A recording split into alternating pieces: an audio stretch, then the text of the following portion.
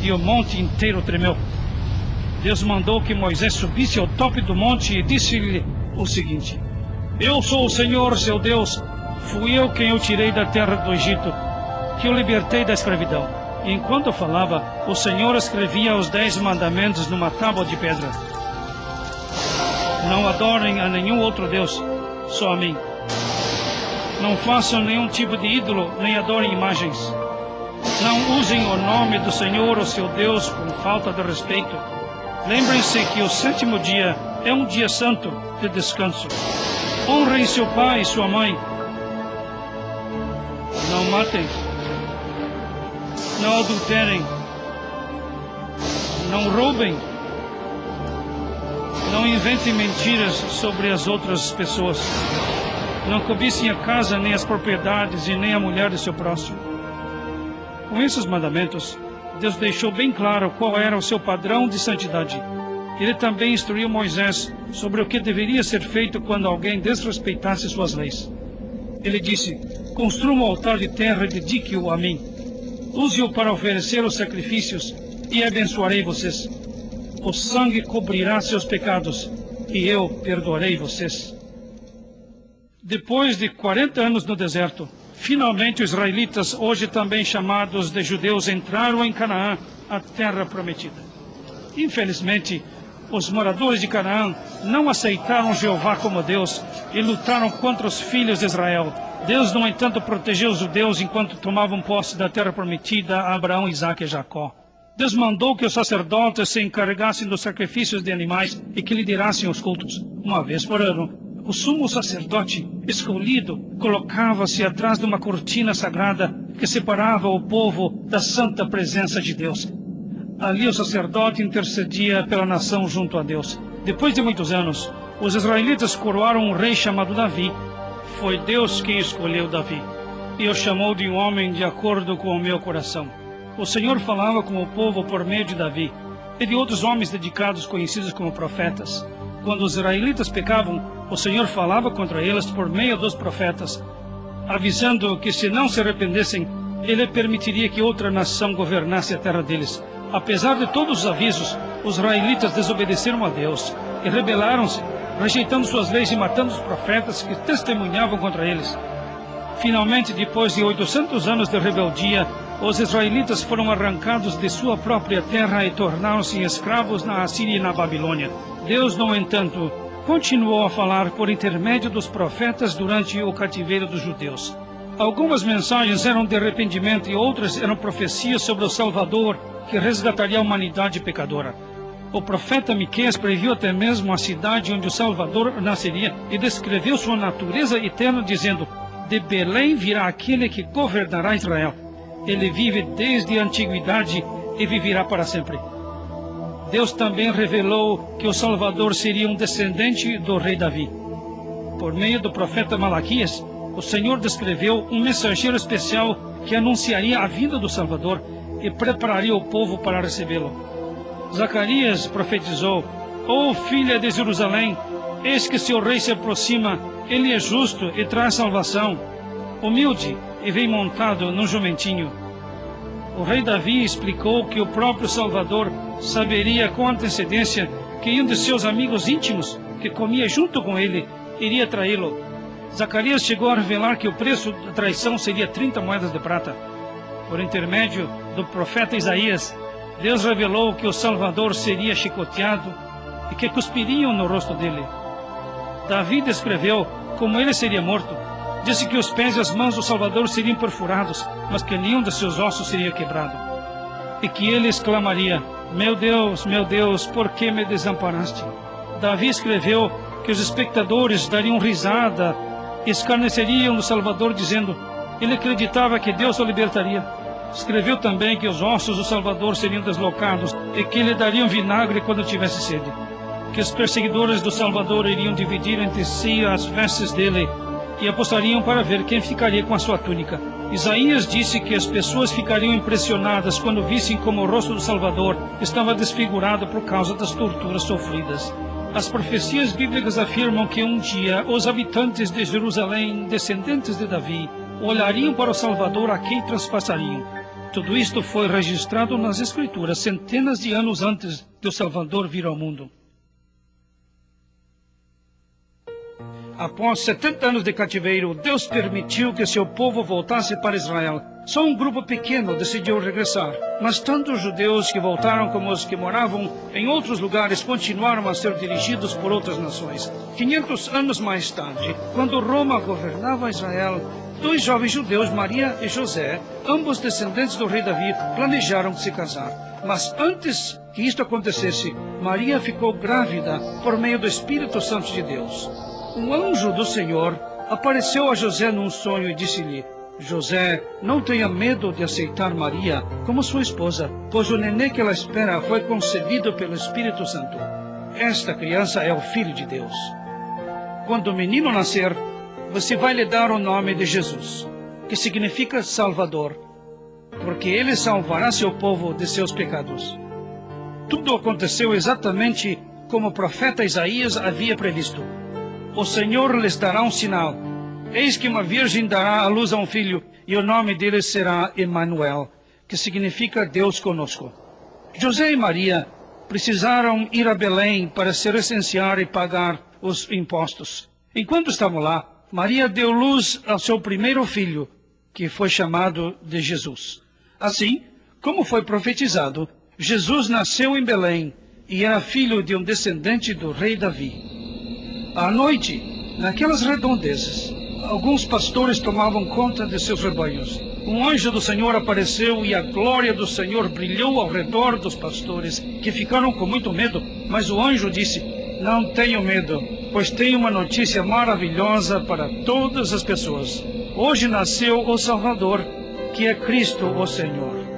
Jesus foi adquirindo conhecimento e a graça de Deus estava com ele. Jesus foi crescendo, tornando-se cada vez mais sábio e era amado por Deus e pelas pessoas.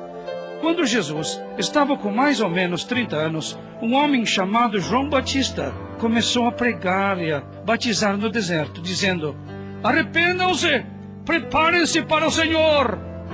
João era o mensageiro que os profetas tinham dito que anunciaria a vinda do Salvador.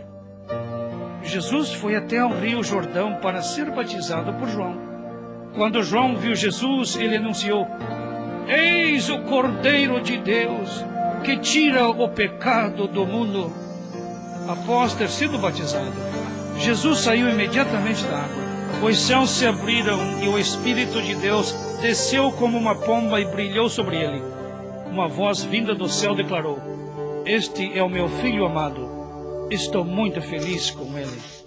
Jesus passou 40 dias no deserto, e depois disto, Satanás, que havia conseguido enganar Eva no jardim do Éden, quis tentar Jesus, mas Jesus não pecou. Por fim, Satanás levou Jesus a um monte bem alto e mostrou-lhe todos os reinos do mundo com todas as suas riquezas e prometeu: Eu lhe darei tudo isto se você se ajoelhar e adorar-me. Jesus respondeu: Fique longe de mim, Satanás, porque Deus escreveu: Vocês adorarão o Senhor, seu Deus, e só a Ele servirão. Enquanto estava no mundo, Jesus, o Filho de Deus, viveu em forma de homem e foi tentado do mesmo jeito que nós somos. No entanto, ele nunca pecou. Jesus foi bem-sucedido naquilo em que Adão fracassou. Isto mostra que Jesus podia mesmo ser o Salvador da humanidade, o Cordeiro mandado por Deus. Jesus mostrou por várias maneiras, incluindo a realização de incontáveis milagres, que era o Salvador prometido. Numa festa de casamento, ele transformou água em vinho. Um dia ele curou um homem que era aleijado por 38 anos. Um leproso que precisava viver afastado de todo mundo viu Jesus e, ajoelhando-se, disse: O Senhor pode me curar, se querer. Jesus tocou no homem e falou: Fique limpo. Imediatamente a lepra desapareceu. Em outra ocasião, Jesus fez um cego de nascença enxergar. Uma mulher que sofria de uma doença que os médicos não conseguiam curar tocou o manto de Jesus. Ele olhou para ela e disse: Tudo bem, filha, sua fé curou você. Vá em paz. Inúmeras pessoas com diferentes tipos de doenças foram levadas a Jesus e ele curou todas elas. Jesus escolheu 12 homens para que o seguissem. Ele lhes deu poder e autoridade sobre o mal. Os 12 discípulos foram enviados a pregar sobre o reino de Deus e a curar os enfermos. Jesus ficou conhecido por todos os lugares e grandes multidões se juntavam para ouvir seus ensinos e serem curadas também. Certa vez, 5.000 pessoas se reuniram e não tinham o que comer. Jesus pegou o lanche de um menino, pão e peixe, e fez uma oração. O lanche do garoto foi multiplicado de modo milagroso. Todas as pessoas foram alimentadas e ainda sobraram 12 cestos cheios. Mesmo assim, as pessoas continuavam pedindo mais provas de que Jesus tinha mesmo vindo de Deus. E disseram: nossos antepassados comeram maná lá no deserto. Está registrado nas Escrituras que ele mandou pão do céu para o povo comer. Jesus respondeu: o pão de Deus é aquele que veio do céu e dá vida ao mundo. Eles pediram: Senhor, dá-nos sempre deste pão. Jesus respondeu: eu sou o pão da vida. Quem vem a mim nunca terá fome. Quem crer em mim nunca terá sede. Jesus disse que sofreria muito e seria desprezado pelos líderes religiosos, que seria morto, mas ressuscitaria no terceiro dia. Muitos líderes religiosos e políticos rejeitaram os ensinos de Jesus. No entanto, um deles, um fariseu chamado Nicodemos, foi procurá-lo à noite, pois queria conhecer a verdade. Jesus explicou-lhe: se a pessoa não nascer de novo, não poderá ver o reino de Deus. Nicodemos perguntou: como um homem pode nascer de novo se já é velho? Ele poderá entrar no ventre de sua mãe pela segunda vez e nascer de novo? Jesus explicou: quem nasce da carne é carne, e quem nasce do Espírito é Espírito.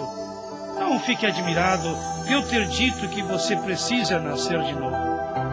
Nicodemos perguntou: como pode acontecer isso? Jesus o repreendeu porque ele dava aulas de religião, mas não entendia as verdades espirituais. Então Jesus falou sobre o nascimento espiritual, dizendo: Deus amou tanto o mundo que deu seu único Filho, para que todo aquele que nele crê não pereça, mas tenha a vida eterna. Deus não mandou seu Filho para condenar o mundo, mas para salvar o mundo. A verdadeira condenação é a seguinte: a luz veio ao mundo. No entanto, as pessoas amaram mais as trevas do que a luz, pois faziam o que era errado. Quem crer no Filho tem a vida eterna. Quem não crer no Filho não viverá, mas a ira de Deus ficará sempre sobre ele. Finalmente, Nicodemos entendeu e creu. A uma mulher estrangeira, Jesus disse: quem beber a água que eu dou nunca mais terá sede. Dentro da pessoa, esta água se transformará num poço que jamais secará.